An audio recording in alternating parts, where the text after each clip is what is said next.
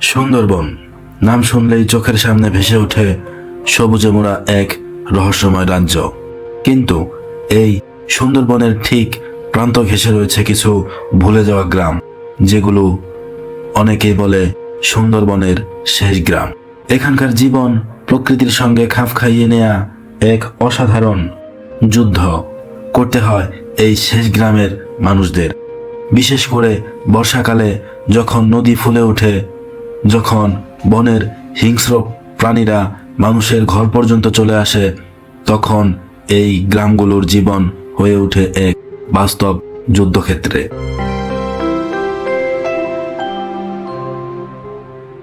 বর্ষা এলেই সুন্দরবনের নদী খাল উপচে পড়ে। জোয়ারের সময় দেখা যায় বাড়ির উঠান পর্যন্ত পানিতে ডুবে গেছে। অনেক পরিবার ভেসে যায় নৌকায়, আবার অনেকে মাথার উপর টেনে নেয় প্লাস্টিকের ছাউনি। এই অঞ্চলের মানুষ জানে এখানে প্রকৃতি যেমন সুন্দর তেমনই নির্মম। বর্ষা এলে বাঘেরা বনের ভেতর শুকনো জায়গা খুঁজে পায় না, নদীগুলো ফুলে ওঠে, ডাঙা ডুবে যায়, আর ঠিক তখনই বাঘ গ্রামের ভেতর ঢুকে পড়ে। অনেক সময় দেখা যায় রাতের অন্ধকারে কেউ গরু বেঁধে রেখেছে খোয়ারে, আর ভোরে গিয়ে দেখে খোয়ার খালি, ফুটে আছে শুধু পায়ের দাগ, আর সেই দাগ সোজা চলে গিয়েছে ঝোপের ভিতর বনের দিকে। অনেকে নিজের চোখে দেখেছে বাঘ কখনো কখনো বাগানের ফাঁক দিয়ে গ্রামে প্রবেশ করে, কখনো আবার নদীতে ভাসমান কাঁচা ঘাটের ওপর দিয়ে উঠে আসে। এলাকার এক প্রবীণ জেলে বলেন, বর্ষা মানেই আমাদের কাছে বাঘের মৌসুম। বর্ষাকালে সুন্দরবনের নদীগুলোর স্রোত এতটাই তীব্র হয় যে বড় বড় কুমিরেরা নিরাপদ জায়গা খুঁজে গ্রাম অঞ্চলের দিকে চলে আসে। অনেক সময় দেখা যায় সন্ধ্যার জল তুলে আনার সময় মানুষ হঠাৎ চিৎকার করে ওঠে, কারণ ঠিক তাদের কয়েক হাত দূরেই পানির নিচ থেকে মাথা তুলে তাকিয়ে আছে একটি বড় আকারের কুমির। বর্ষায় খাফলা কুমির বেশি সক্রিয় হয়। মাটির বাঁধ ভেঙে গেলে গ্রামের ভেতরেও ঢুকে পড়ে। চড়ে বেড়ানো ছাগল, গরু তো বটেই, অনেক সময় মানুষও এদের শিকার হয়ে যায়। স্থানীয়রা বলে, কুমিরের চোখে পানি থেকেও জ্বলে আগুনের মতো। একবার তাকালে মনে হয় শিকারকে তারা পরিকল্পনা করে ফেলেছে। বর্ষায় ঘূর্ণিঝড় এই অঞ্চলের স্থায়ী বাসিন্দা। থানে থানে নদীর বাঁধ দুর্বল হয়ে যায়। যে মুহূর্তে বাঁধ ভেঙে যায়, কোনো সময় পাওয়া যায় না কোনো কিছু নিয়ে পালানোর মতো সময়। জানালা, দরজা, খড়ের ঘর, পশুগৃহ সব এক মুহূর্তে ভেসে যায় নদী গর্ভে।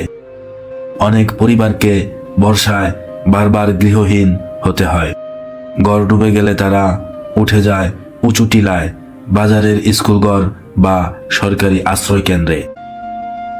কেউ কেউ আবার নদীর বাঁধের উপরে অস্থায়ী ঘর বানায়, যেখানে দিন রাত টিকে থাকে শুধু প্রকৃতির দয়াতে। যারা বনের ভিতর গিয়ে মধু সংগ্রহ করে, বর্ষায় তাদের জীবন আরো ভয়ঙ্কর হয়ে ওঠে। বাঘ তখন আরো আক্রমণাত্মক হয়ে ওঠে। নদীর ভেতর স্রোত এত তীব্র যে নৌকা প্রায় উল্টে যায়। বনের ভেতর পা রাখলেই নিচে কাদা, উপরে গাছের ডাল, আর মাঝখানে হিংস্র প্রাণী। মধু সংগ্রহীরা সাধারণত বলে থাকে, বর্ষায় আমরা বনে যাই না, কারণ তখন জীবন বাঁচানোর কোনো নিশ্চয়তা নেই। সুন্দরবনের শেষ গ্রামগুলো যেমন দুবলা, হরিণঘাটা, গুনমানি, জয়মনি, এদের জীবন পুরোপুরি নদীর উপর নির্ভর। বর্ষা এলে তাদের জীবন থেমে যায়। খাবার মেলে কম, চলাচল প্রায় অসম্ভব হয়ে পড়ে। বিদ্যুৎ থাকে না দিনের পর দিন, আর চারপাশে থাকে শুধু জোয়ারের গর্জন। এই গ্রামের শিশুদের বড় হওয়া খুব আলাদা একটা ব্যাপার। তারা হাঁটতে শেখার আগেই নৌকা চালানো শেখে, বন্যপ্রাণী চিনতে শেখে অল্প বয়স থেকেই। রাতে কখন কোথায় পানি বাড়বে, কোন নদীতে কুমির বেশি এসব জানা থাকে তাদের জন্মগত অভ্যাসের মতো।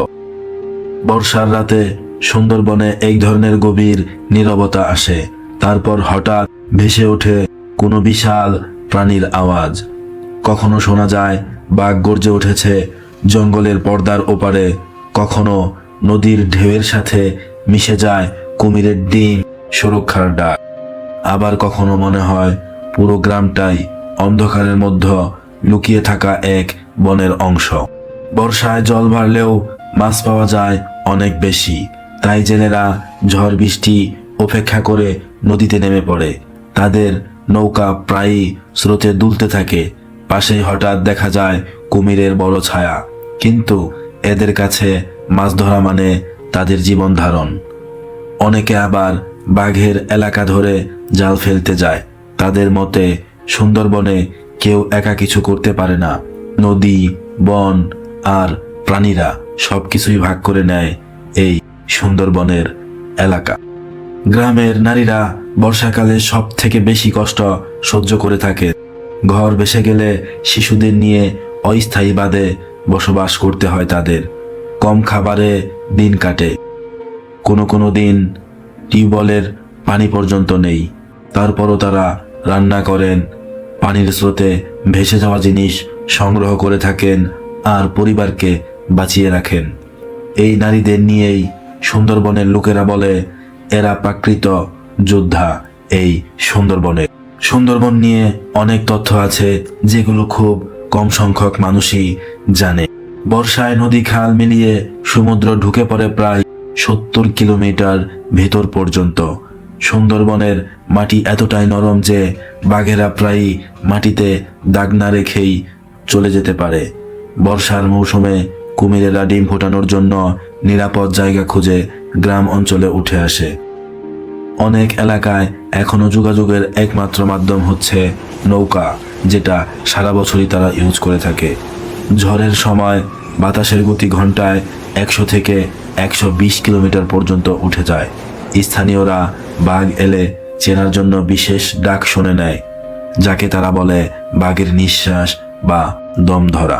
যত কষ্টই থাকুক, যত বিপদই আসুক, এই গ্রামের মানুষ সুন্দরবনকে ভালোবাসে, কারণ এই বন তাদের কাজ দেয়, খাবার দেয়, জীবনে বেঁচে থাকার অর্থ দেয়। এরা জানে প্রকৃতি যত কঠোর ঠিক ততটাই দয়ালু। সুন্দরবনের শেষ গ্রামগুলো তাই শুধু ভৌগোলিক জায়গা নয়, এগুলো হলো মানুষের সহনশীলতার জীবন্ত গল্প। মানুষ আর প্রকৃতি একসাথে বেঁচে থাকার সবচেয়ে বড় শিক্ষা। বর্ষার সুন্দরবন কঠিন, ভয়ঙ্কর, কিন্তু একই সঙ্গে রহস্যময় ও মোহনীয়। এখানকার গ্রামগুলো দেখিয়ে দেয় বেঁচে থাকা মানে প্রকৃতির সঙ্গে যুদ্ধ নয়, বরং তাকে বোঝা। এটাই সুন্দরবনের জীবন, এটাই শেষ গ্রামের গল্প, যেখানে প্রতিদিন বেঁচে থাকার নতুন নতুন পরীক্ষা দিতে হয়। আজ এ পর্যন্তই। দেখা হবে পরবর্তীতে নতুন কোনো ভিডিওতে, নতুন কোনো রহস্যে। যদি ভিডিওটি ভালো লেগে থাকে অবশ্যই লাইক, কমেন্ট এবং সাবস্ক্রাইব করতে ভুলবেন না। বিদায় নিচ্ছি, আমি আব্দুল্লাহ আল ফাহাদ। ধন্যবাদ।